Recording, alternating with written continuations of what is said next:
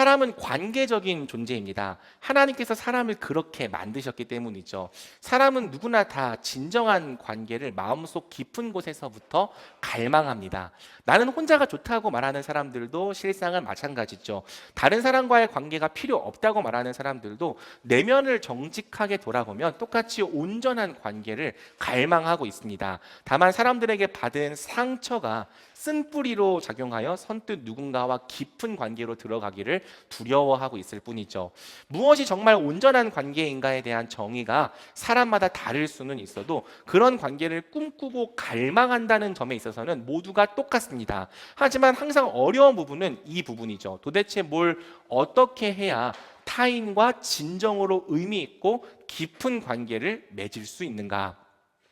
아마 이 질문에 자신 있게 대답할 수 있는 분도 계시고 그렇지 못할 분도 계실 것입니다. 개인적으로는 그렇게 자신이 없습니다. 짧은 인생으로 경험해 본 결과 누군가와 정말 깊은 관계가 된다는 것은 내가 원한다고 되는 일이 아니더라고요. 원했는데도 관계가 잘 안 깊어지기도 하고요. 원치 않았는데도 의도치 않게 오래도록 이어지는 깊은 관계가 되기도 합니다. 이런 일들을 겪다 보니까 관계의 주인은 하나님이신 것을 인정하게 되었고 오히려 더 평안함 가운데 다른 사람들을 대할 수 있게 되었죠. 하지만 그럼에도 불구하고 관계를 깊어지게 만드는 여러 지혜로운 방법들이 존재하는 것도 사실입니다. 지난주에 찬웅 성도님의 제안으로 우리가 첫 아우팅을 나아갔잖아요. 표정이 썩어 보였다고 하셨는데 정말 오해입니다. 지난주에 좋았습니다. 더 더워지기 전에 저희 교회가 이제 다음 주에 세종 수목원 아우팅을 가려고 하는데요. 이제 또 여름이 될 때까지는 이제 이런 행사가 또 있지 않을 테니까 다음 주에도 여러분 우리가 함께 한 몸과 한 지체가 되기 위하여서 많이 참여해 주시면 좋을 것 같아요. 아무튼 한 번씩 일상의 공간을 벗어나 자연의 숨결을 느끼며 편안하게 대화를 나누다 보면 어느새 평소에는 꺼내지 못했던 이야기들을 꺼내며 자연스럽게 친해지죠. 사람에 따라 액티브한 활동을 하면서 친해지는 사람도 있고 그저 함께하는 시간을 많이 가져야만 친해지는 사람도 있습니다. 일이나 사역을 함께하면서 친해지는 사람도 있고요. 이 모든 방법들이 다 지혜롭고 관계에 도움이 됩니다. 하지만 어떤 관계든지 그 관계가 정말로 깊은 신뢰 관계가 되려면 반드시 거쳐야 되는 단계가 있는데요. 바로 서로의 실패를 수용하고 용납하는 단계죠. 관계가 깊어진다는 것은 바꿔 말해 서로의 연약함과 치부를 보게 될 확률이 더 커진다는 뜻입니다.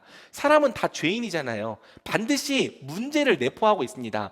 멀리서 볼 때에는 완벽해 보이는 사람도 가까이서 지내보면 여지없이 연약함과 치부가 있죠. 그래서 어떤 관계든지 오래 함께 지내다 보면 반드시 갈등이 생길 수밖에 없는 거예요.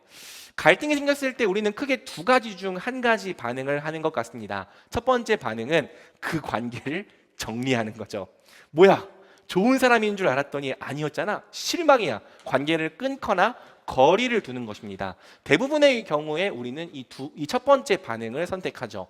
하지만 그렇지 않은 반응, 두 번째 반응도 있습니다. 갈등을 진솔한 대화로 함께 풀어나가는 것이죠. 이것은 혼자서 일방적으로 참는 것과는 전혀 다른 반응이라고 할 수 있습니다. 참는 것은요, 문제 해결이 아니에요. 그건 그냥 관계의 수명을 조금 더 늘려줄 뿐이지 그 관계의 본질적인 해결책은 아니니까요. 한계에 다다르면 결국 폭발하는 거죠. 제가 말하는 두 번째 반응은 갈등을 해결하기 위해 당사자들끼리 서로 진솔하게 노력하는 것을 말합니다. 이 과정에는 서로의 의견을 겸손히 듣고 수용하고 솔직하게 사과하고 또 마음으로부터 용서하는 과정이 포함되는 거죠. 이 과정은요, 해보신 분들은 알겠지만 굉장히 많은 겸손과 낮아짐이 요구되는 일입니다. 하지만 이 많은 겸손과 낮아짐을 통해 갈등을 잘 극복해낸 관계는 이전보다 훨씬 더 깊은 신뢰 관계로 들어가게 되는 거죠. 갈등이 전혀 없었던 관계보다 갈등을 잘 극복해낸 관계가 서로를 향해 더 깊은 신뢰와 오래도록 이어지는 안정감을 갖게 되는 겁니다. 재미있는 것은 하나님과 우리의 관계도 그렇다는 것입니다. 하나님과 우리의 관계도요, 좋을 때만 좋아지는 것이 아닙니다. 때로는 우리가 그분 앞에서 실수하고 실패할 때, 불신하고 불순종할 때, 연약함과 치부를 아주 적나라하게 드러낼 때도 깊어집니다. 아니, 반드시 그런 갈등과 갈등의 해결 과정이 있어야지만 하나님을 더 온전히 신뢰하는 깊은 관계로 들어갈 수 있죠. 도대체 왜 그런가? 하나님을 향한 신뢰는 어떨 때 더욱 깊어지는가? 질문의 답을 함께 본문을 통해서 살펴보겠습니다.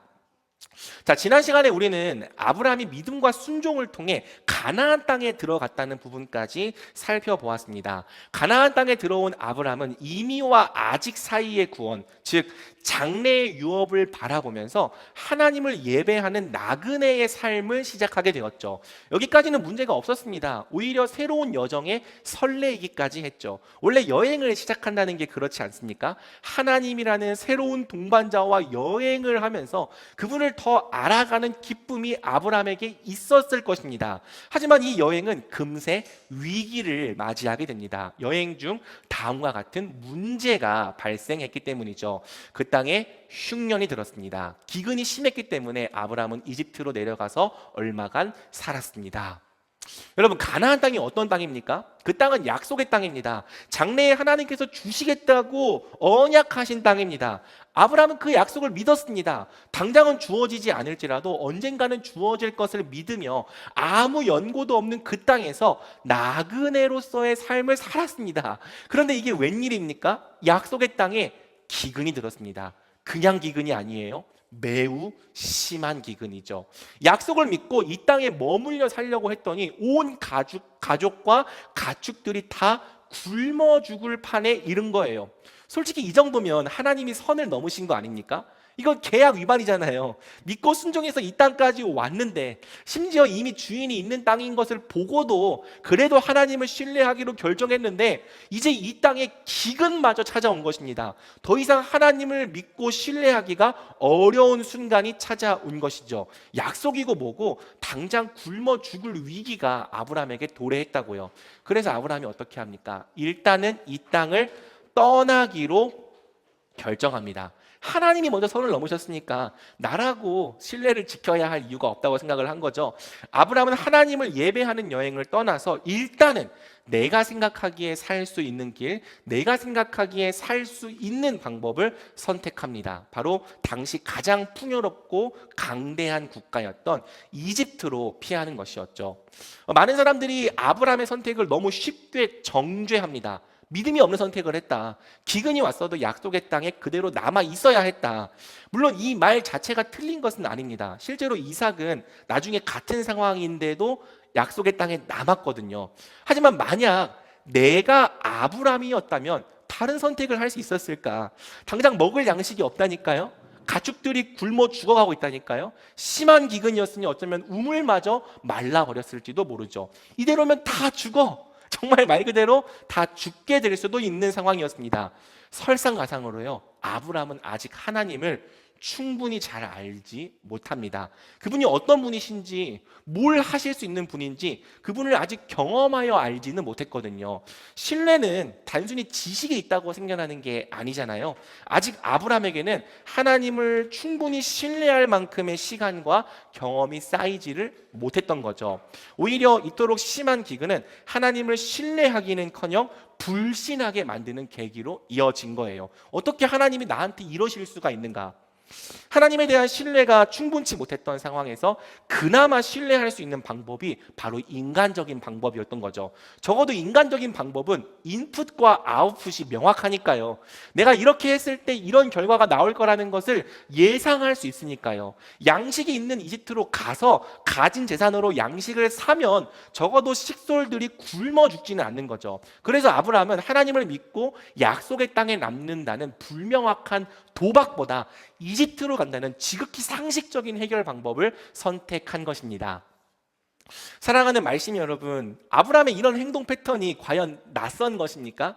오히려 우리의 행동 패턴을 아주 빼다 박지 않았습니까? 인생의 어려움과 문제들을 만났을 때 우리가 정말 하나님을 신뢰하는 선택을 합니까? 기도하며 그분의 인도하심을 기다립니까? 아니잖아요. 보이지도 않으시는 하나님, 일을 정말 하고 계시는지 안 하고 계시는지도 잘 모르겠는 하나님께 내 인생의 중대한 문제를 맡겼다가는 대체 무슨 일을 당할지 모른다고요. 그럴 바에는 차라리 인풋과 아웃풋이 명확한 방법들, 결과를 예상할 수 있는 합리적인 방법들을 선택하는 것이 훨씬 더 현실적이라는 거예요. 우리도 아브라함처럼 인생의 수많은 문제들 앞에서 지극히 현실적이고 합리적인 사람들이 되더라는 거죠. 학업의 문제, 취업의 문제, 결혼의 문제, 자녀 양육의 문제, 경제적인 문제 등 현실적인 문제들 앞에서 하나님이 무슨 개입을 하실 수 있을 거라고, 그분이 본질적인 해결책이 되어 주실 거라고 믿지 못하는 겁니다. 그러니 우리도 인생의 여러 영역 가운데 기근이 찾아올 때마다 하나님께 매달리기보다는 이집트로 내려가는 거죠. 이것이 상식적이고 교양 있는 신앙이라고 합리화하면서, 현실의 문제는 현실의 방법으로 해결해야지 하나님께 맡기라는 것은 맹신이라고 말하면서요. 심지어 성경 지식과 교리에 해박한 사람도요, 같은 행동 패턴을 보입니다. 교리적으로는 하나님의 무한하심과 전능하심을 고백하는 사람도, 성도의 양자됨, 우리가 자녀가 되었다, 하나님이 우리를 끝까지 돌보신다라는 걸 믿는다고 말하는 사람도요, 막상 자기 인생을 찾아온 기근의 문제 앞에서는 마치 하나님이 전혀 없는 것처럼 두려워하고 그렇게 인생의 길을 선택해 나가더라는 거죠. 왜? 인격적인 신뢰는 경험과 실존의 영역이지 지식의 영역이 아니기 때문이에요. 하나님을 향한 인격적인 신뢰는 단지 그분에 대해서 공부를 많이 했다고 생겨나는 것이 아니기 때문이죠. 그래서 지식적으로는 흠잡을 것 없이 하나님을 아주 잘 아는 사람도 막상 그 신뢰를 행동으로 보여야 하는 어려움과 고난 앞에서는 대단히 연약한 모습을 보이기도 하는 겁니다. 믿음의 길 위에서 예상할 수 없는 기근을 만났을 때 불신과 인간적인 방법을 선택하는 것은 단지 아브라함뿐만이 아닙니다. 우리가 사실은 다 그렇습니다. 보이지 않는 하나님을 향한 충분한 신뢰가 만들어지기 전까지 우리는 다 믿음이 없는 연약한 선택들을 하는 거죠. 이는 우리가 남들보다 더 악해서 그렇다기보다는 우리 죄인들의 보편적인 한계인 거예요. 우리가 다 보편적으로 믿음이 없는 거죠.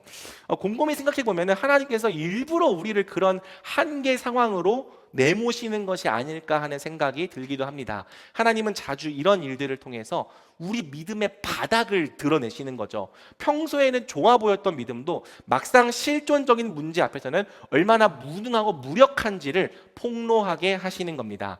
괴롭히기 위해서가 아니에요. 오히려 우리를 더욱 깊고도 온전한 신뢰로 이끄시기 위해서죠. 우리 안에 하나님을 향한 진짜 신뢰가 생겨나려면 반드시 이러한 과정이 꼭 필요하기 때문입니다. 자, 아브라함은 자신을 찾아온 기근의 문제 앞에서 하나님을 불신하는 선택, 자신의 인간적인 지혜를 붙드는 선택을 했습니다. 문제는요, 이런 선택이 한 번으로 끝나질 않는다는 거죠. 한 번 하나님 대신 자기 지혜와 방법을 선택하기 시작하면은 그 이후로도 계속해서 그런 방식의 선택을 우리가 이어나가게 된다는 거예요. 자, 이집트에 들어가기 직전 아브라함은 문득 이런 두려움을 느꼈습니다. 우리 한번 같이 읽어보겠습니다. 시작. 그는 이집트에 들어가기 직전에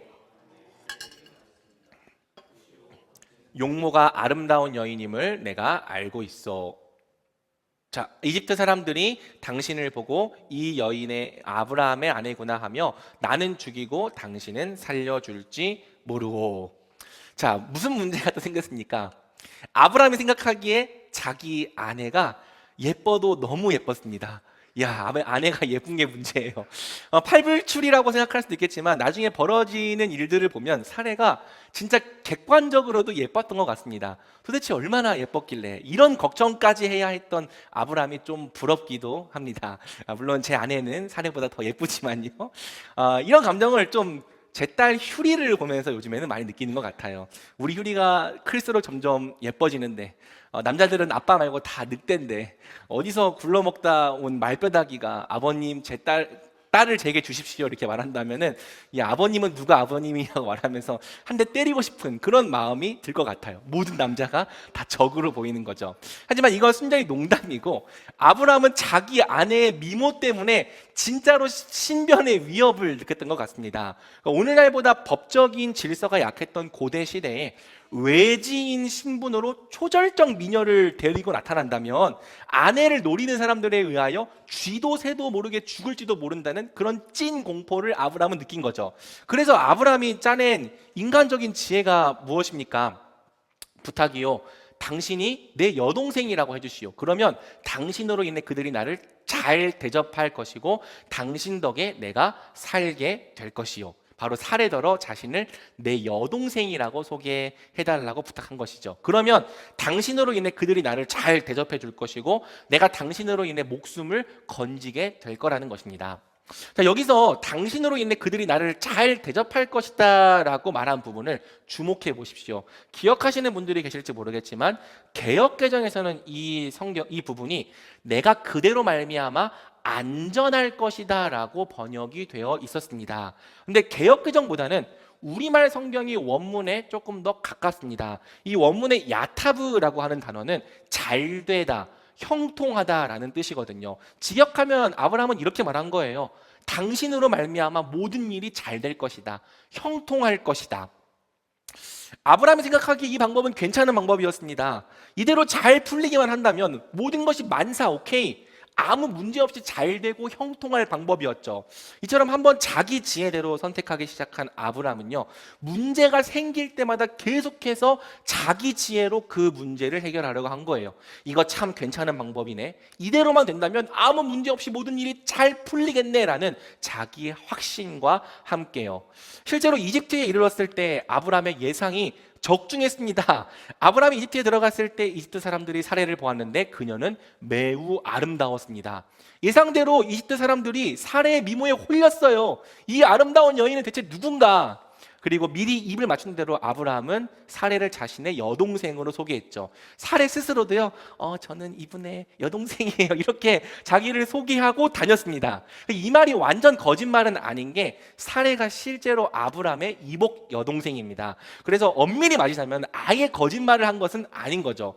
사람들이 놀랐습니다. 뭐라고? 이 아름다운 여인이 아직 결혼을 안 했다고? 사람들은 사례의 환심을 살까 하여 아브라함을 호의적으로 대했죠. 덕분에 아브라함은요, 외지인임에도 불구하고 어디를 가든지 환대를 받았습니다. 이 와이프가 이쁘면 환대를 받아요. 저는 그래서 항상 환대를 받나 봐요.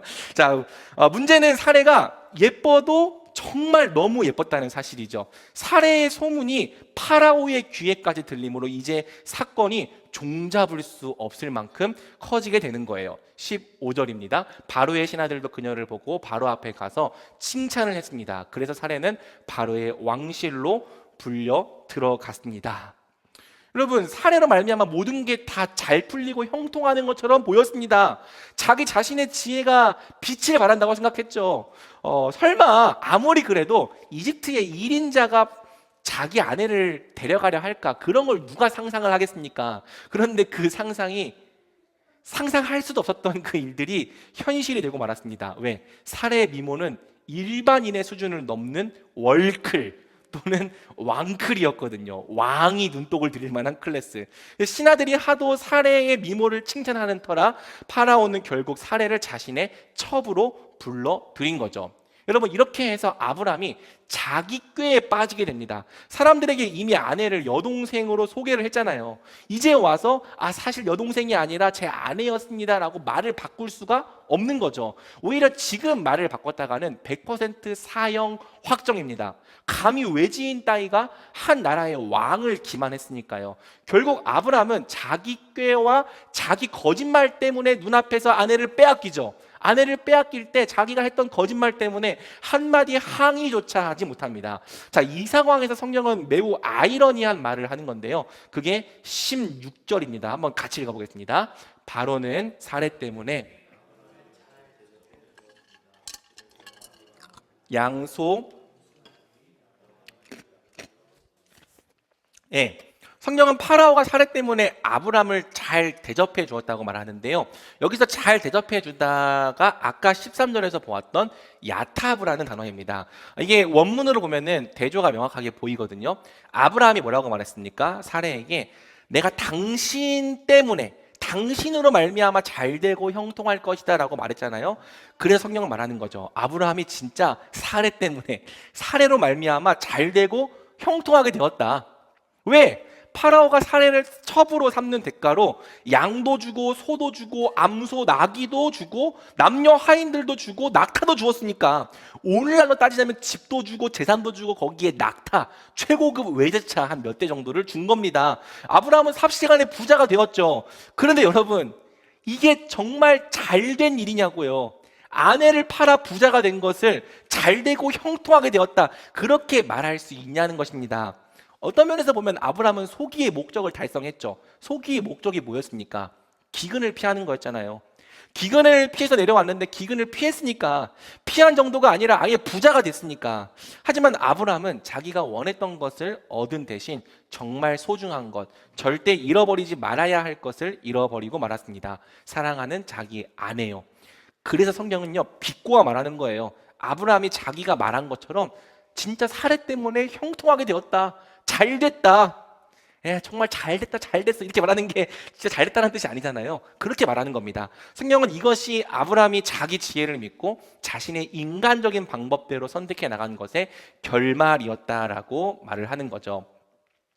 사랑하는 말씀이 여러분, 인간적인 방법과 인간적인 지혜는요, 지금 당장은 좋아 보입니다. 하나님의 말씀을 따르는 것보다 훨씬 더요. 그래서 우리는 믿음의 길을 가다가도 간혹 인간적인 지혜를 따르던 때로 돌아갑니다. 쉽게 말해 역회심을 하는 거예요. 여러분 들어보셨어요? 역회심? 세상을 살다가 하나님께로 돌아오는 회심만 있는 게 아니라 하나님을 따르다가 세상으로 돌아가는 역회심도 존재한다고요. 하나님을 따라봤더니 소용없더라, 기근만 만날 뿐이더라, 이런 믿음에 대한 회의감과 함께 역회심을 하는 겁니다. 그리고 막상 다시 인간적인 방법으로 살아보면 그렇게 큰 문제가 없는 거죠. 오히려 인생이 더 잘 풀리는 것처럼 느껴지기도 합니다. 이렇게 쉽게 갈 수 있는 일이 있는데 뭐 한다고 굳이 신앙에 매여 살았을까? 신앙에 매이지만 않으면 이렇게 자유롭고 편한데.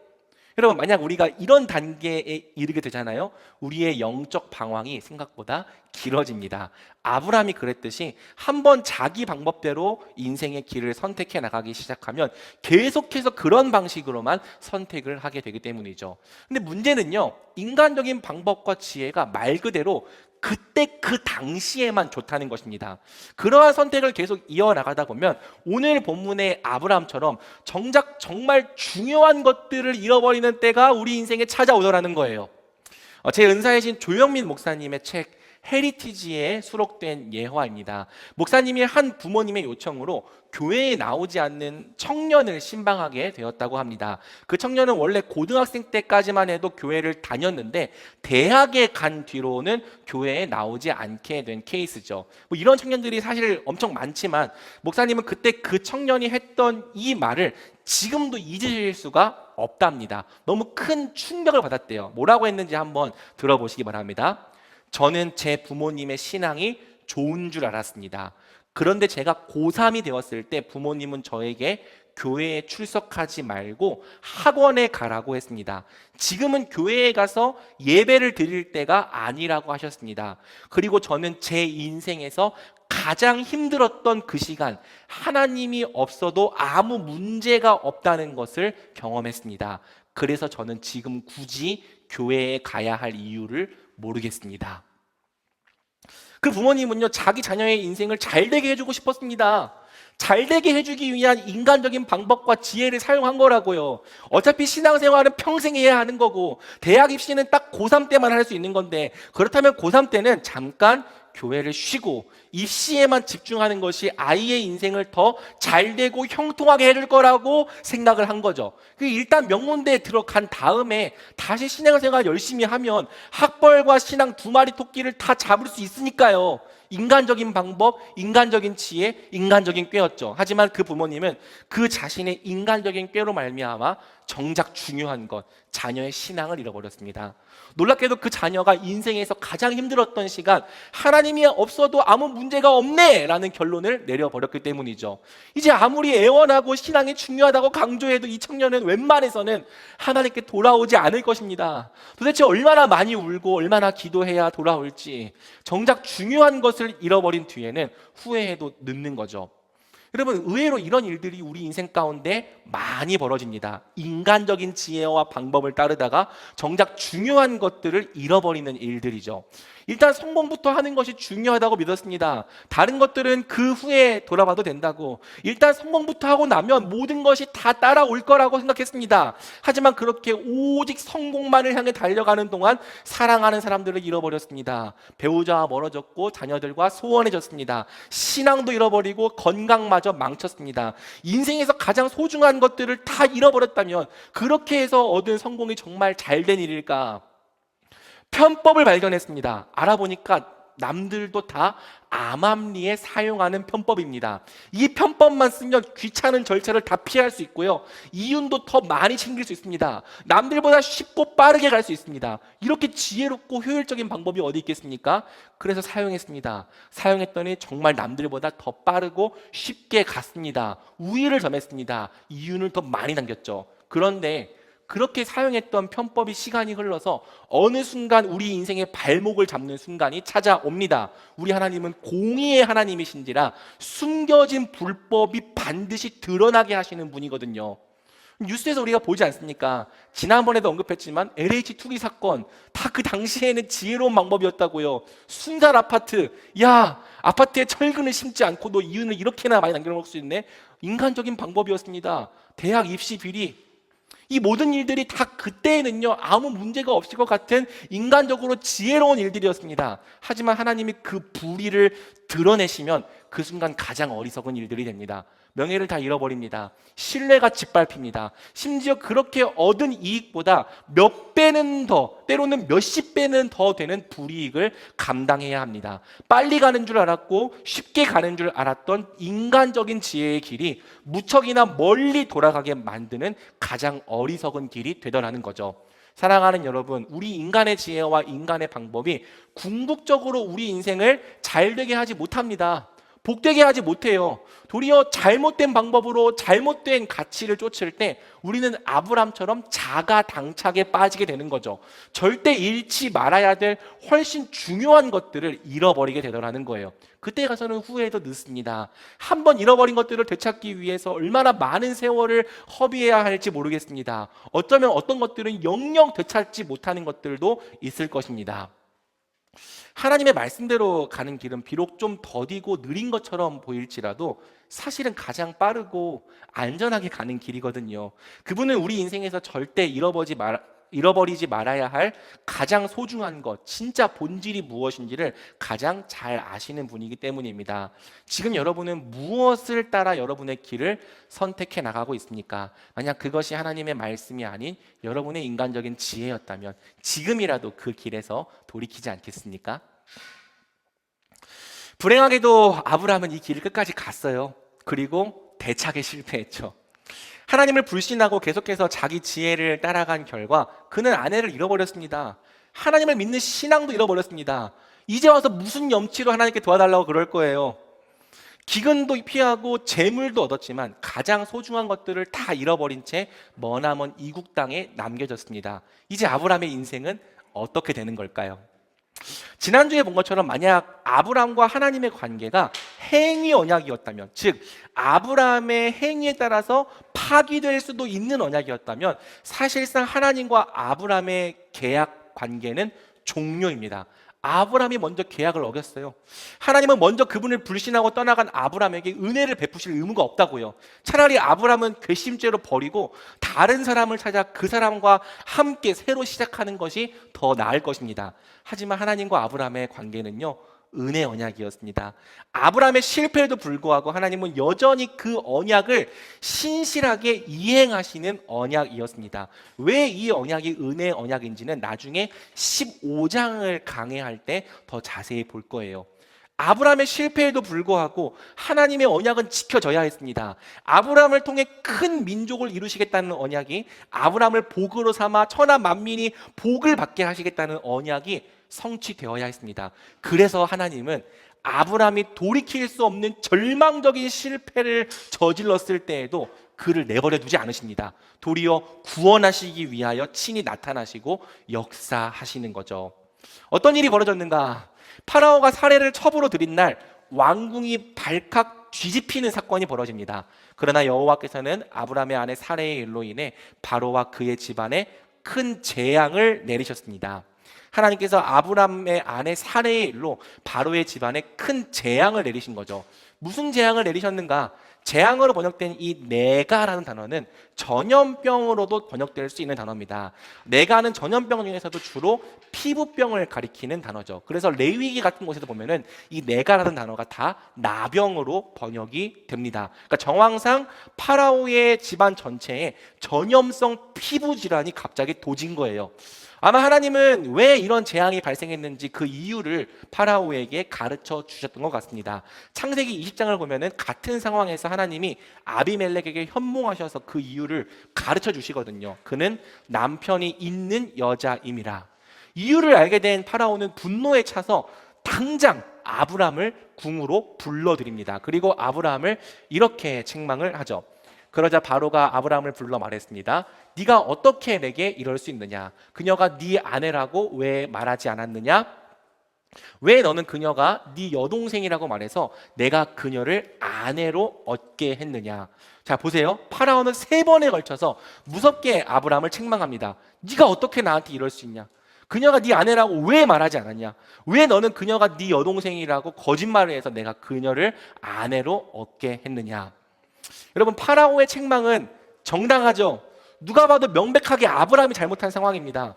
이처럼 교회를 향한 세상의 책망은 때때로 정당해요.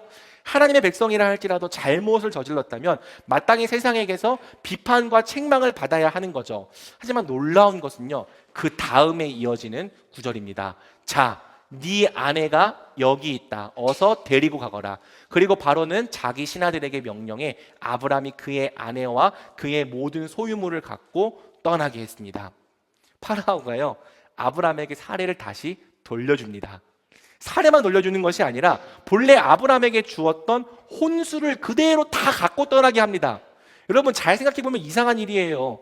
파라오는 일국의 왕이잖아요. 당시 세계관 안에서는 가장 거대한 초강대국의 왕이었습니다. 아브람 같은 외지인 한 명 죽여서 아내를 빼앗는 일이야 일도 아니라고요. 손가락 하나만 까딱하면 지금 당장이라도 자기를 기만한 아브람을 쳐 죽일 수 있습니다. 그런데 그 절대 권력의 파라오가 그저 아브람 앞에서 네가 어떻게 막 이렇게 으르렁거리기만 하고 손도 내지 못하는 거예요.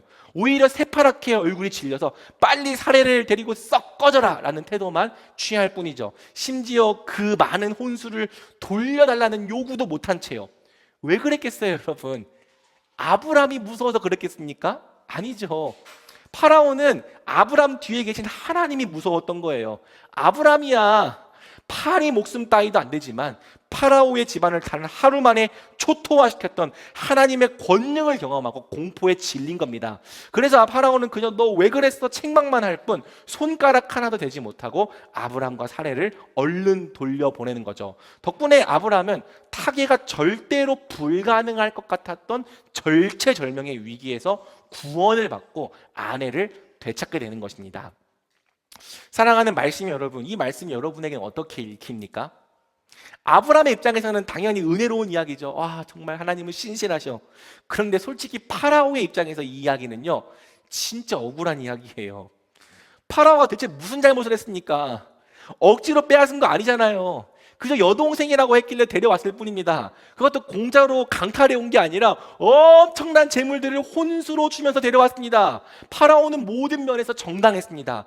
그런데도 하나님은 파라오가 아닌 아브람의 편을 드신 거죠. 공의의 하나님이 이래도 되는 겁니까? 이거 하나님이 너무 불공평한 거 아니냐고요. 믿지 않는 사람들이 볼 때 이 이야기는요, 진짜 불공평한 이야기입니다. 심지어 믿는 사람들도 조금만 양심이 있다면 이 이야기는요, 불공평한 이야기예요. 이 이야기 속에서 마땅히 벌 받아야 될 사람은 아브람이니까요. 그냥 이 이야기를 세상의 이야기에서 봤다면은 아브람이 이렇게 버려졌을 때 참 꽃이다, 그러면서 일반적인 교훈, 거짓말을 하면 안 된다, 이렇게 끝나는 이야기여야 한다고요. 하지만 사랑하는 여러분, 제가 놀라운 비밀을 알려드리겠습니다. 하나님은 사실 공평하지 않으십니다. 그분은 사람을 차별하세요. 그리고 그분은 사람을 편애하십니다.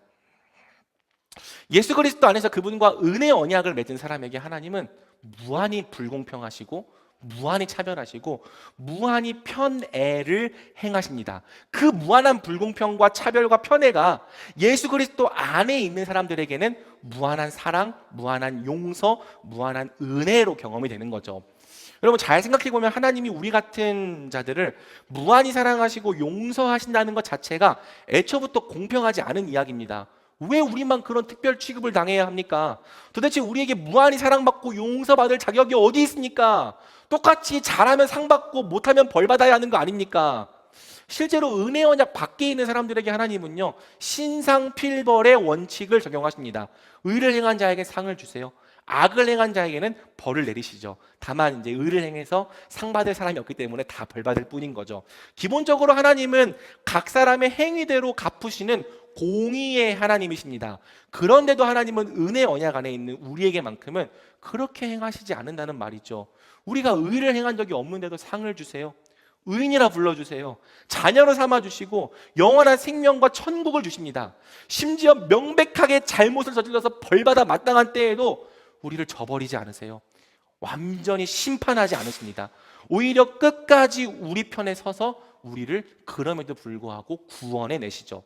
그러니 이 복음, 은혜 언약 밖에 있는 사람들이 볼 때 하나님은 진짜 불공평하신 거예요. 제 유튜브에 이런 댓글이 달렸습니다. 니들이 믿는 하나님은 살인자도 용서하시고 구원하시냐? 남들에게 악을 저지른 극악무도한 범죄자도 단지 예수를 믿었다는 이유로 구원해 주시냐? 그게 공의롭고 정의로운 하나님이시냐? 여러분 우리가 은혜에 익숙해져서 그런 거지 객관적으로 보면 복음은 공평한 이야기가 아니라니까요. 하지만 여러분 이 질문에 우리 하나님께서 하시는 대답은 이것입니다. 우리 한번 같이 읽어보겠습니다. 시작. 내가 내 것을 내 뜻대로 행하는 것이 정당하지 않은가? 아니면 내가 선한 것이 자네 눈에 거슬리는가? 이게 무슨 말일까요? 내가 저들을 위하여 죽었다. 내가 내 피로 저들을 값주고 샀다. 내가 내 피로 산 자들을 사랑하겠다는데 내 것을 가지고 내 뜻대로 하는 게 정당하지 않냐? 아니면 내가 선한 게 니네 눈에는 거슬리냐? 하나님이 유독 우리에게만 무한히 불공평하신 이유, 유독 우리만을 무한히 편애하시는 이유, 바로 그분께서 우리 대신 값을 치르셨기 때문이에요. 우리가 범한 모든 죄값을 바로 하나님의 생명으로 지불하셨기 때문이죠. 그래서 하나님 말씀하십니다. 내가 내 피로 산 자들을 사랑하는 것이 언제나 공평하고 정당하다. 내가 내 목숨으로 산 자들을 사랑하겠다는데 대체 너희가 누구이기에 이를 불공평하다고 말하느냐? 사람들이 하나님께 당신의 자녀만 특별 취급하는 것은 불공평합니다라고 항의할 때마다 우리 하나님은 언제나 우리 주 예수 그리스도의 십자가를 영수증으로 보여주시면서 당당히 대답하시는 거죠. 내가 내 피로 값주고 산 자들을 영원히 무한히 끝까지 사랑하겠다. 그것이 나의 정의고 내 공이다. 우리 주 예수 그리스도의 속량으로 말미암아 하나님은 아브라함의 명백한 잘못에도 불구하고 아브라함의 편을 드십니다. 파라오가 아브라함을 건들지도 못하게 하시고 그와 그의 아내를 파라오의 손으로부터 건져내십니다. 아브라함의 모든 죄를 그의 구속자가 감당하셨기 때문에 아브라함에게는 그야말로 무한한 구원, 무한한 용서, 무한한 은혜를 베푸시는 거죠. 마찬가지예요. 사랑하는 여러분, 하나님은 우리 주 예수님이 다 치르신 그 값으로 말미암아 우리를 끝까지 사랑하시고 끝까지 구원하십니다. 심지어는 명백히 우리의 불신과 불순종 때문에 고난과 어려움에 빠졌을 때에도 하나님은 우리를 내버려 두지 않으십니다. 그럼에도 불구하고 우리 편에 서주시고요, 그럼에도 불구하고 우리 기도에 응답해 주시고, 그럼에도 불구하고 우리를 건져주십니다. 여러분, 이게 우리가 복음 안에 있다는 진짜 놀라운 의미인 거예요. 물론 이 진리는 악용하면 안 되죠. 어차피 하나님이 우리를 구원해 주실 거라면 마음대로 죄를 지어도 되겠네, 이렇게 생각하는 당신은 이 복음과 무관한 사람일 확률이 큽니다. 십자가를 정말 알고 믿는 사람은요 절대 그렇게 생각할 수 없기 때문이죠. 다만 이 진리가 우리에게 꼭 필요한 이유는요, 처음에 본 것처럼 우리의 믿음이 너무나도 연약하기 때문이에요. 하나님을 향한 충분한 믿음과 신뢰가 만들어지기 전까지 우리가 다 연약하여서 매번 그릇된 결정, 그릇된 선택을 할 때가 많기 때문이죠. 심지어 이거는요, 믿음이 좀 자라고 난 다음에도 마찬가지입니다. 여러분, 믿음이 좀 자랐다고 여러분들이 항상 믿음의 선택을 합니까? 아니잖아요. 저도 그렇게 못할 때가 많아요. 만약 하나님이 우리와 함께 해주시는 것이 우리가 올바른 결정을 내릴 때뿐이라면 우리는 반드시 이 길에서 탈락할 수밖에 없는 거죠. 하지만 성경은 그렇지 않다고 말합니다.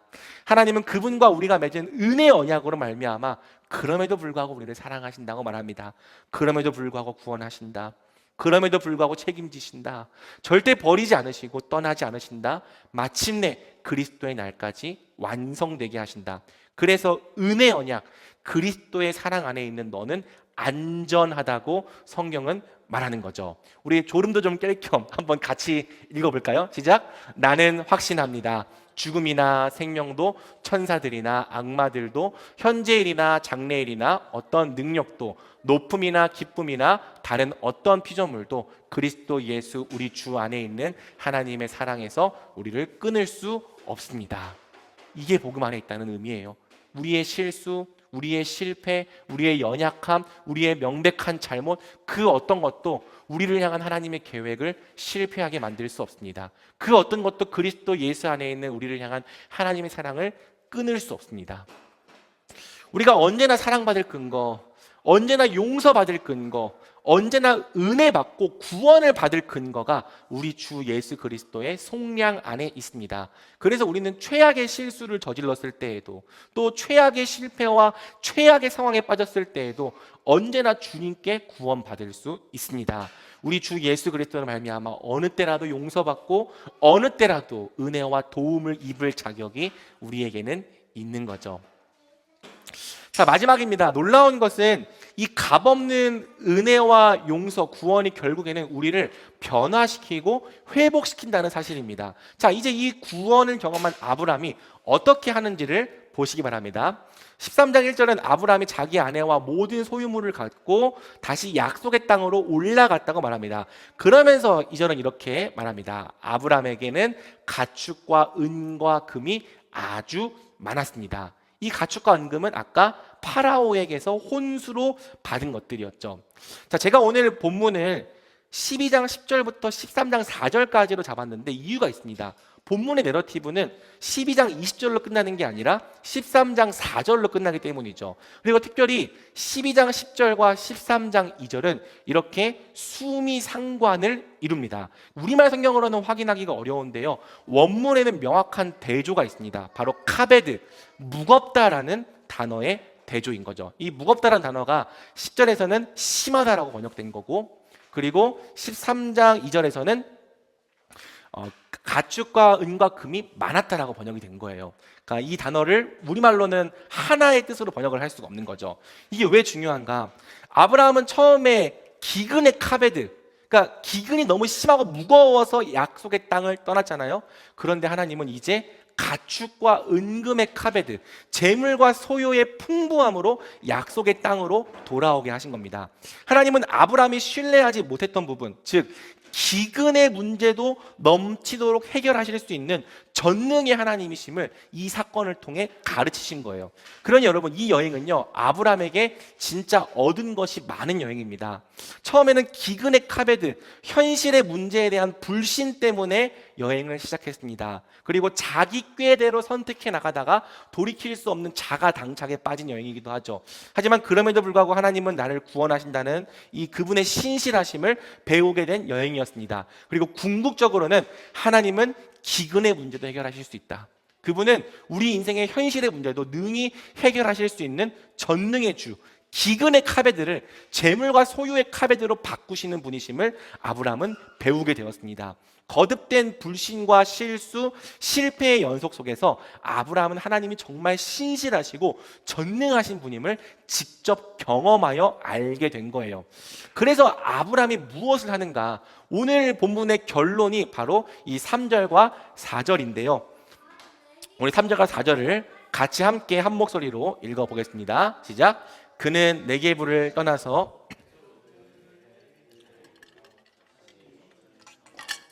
베델과 아이 사이의 장소에 도착했습니다. 그곳은 그가 전에 처음으로 제단을 쌓았던 곳이었습니다. 거기서 아브라함은 여호와의 이름을 불렀습니다. 아브라함은 그가 처음으로 하나님께 제단을 쌓았던 곳 베델과 아이 사이로 돌아갑니다. 그리고 그곳에서 다시 여호와의 이름을 부릅니다. 예배가 회복된 거죠. 아브라함은 잠깐의 영적 방황을 멈추고 다시 하나님을 예배하는 자리로 하나님과 동행하는 여행길로 돌아온 거예요.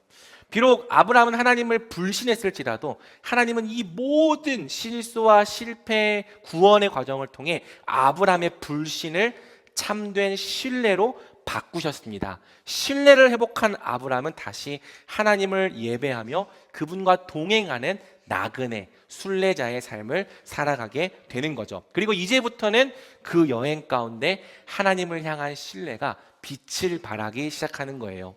사랑하는 말씀 여러분, 우리도 그렇습니다. 하나님을 향한 우리의 신뢰는 언제 깊어집니까? 말씀을 통해 깊어집니다. 예배를 통해 깊어집니다.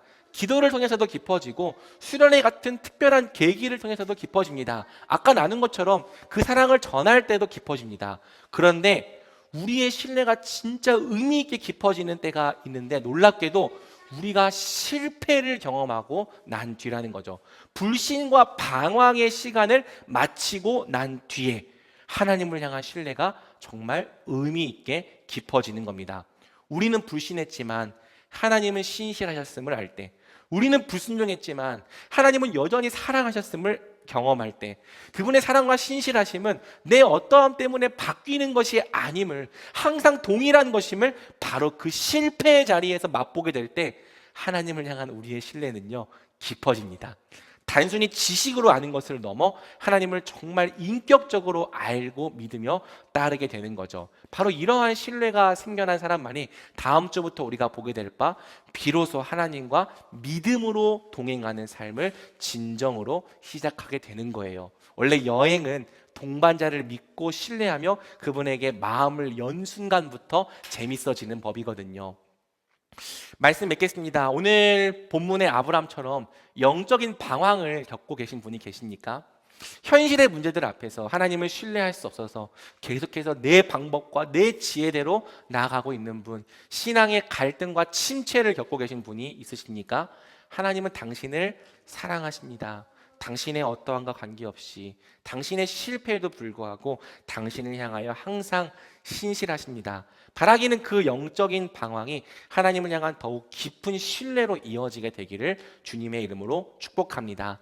하나님께서 당신을 여전히 사랑하심을, 하나님 당신을 향하여 언제나 신실하셨음을 깨달을 때 당신도 아브람처럼 예배를 회복하게 될 거예요.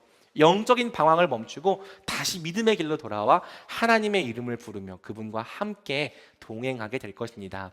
우리의 연약함에도 불구하고 항상 신실하신 사랑으로 불신을 신뢰로 변화시키는 하나님의 은혜가 저와 여러분에게 넘치기를 주님의 이름으로 축복합니다. 아멘.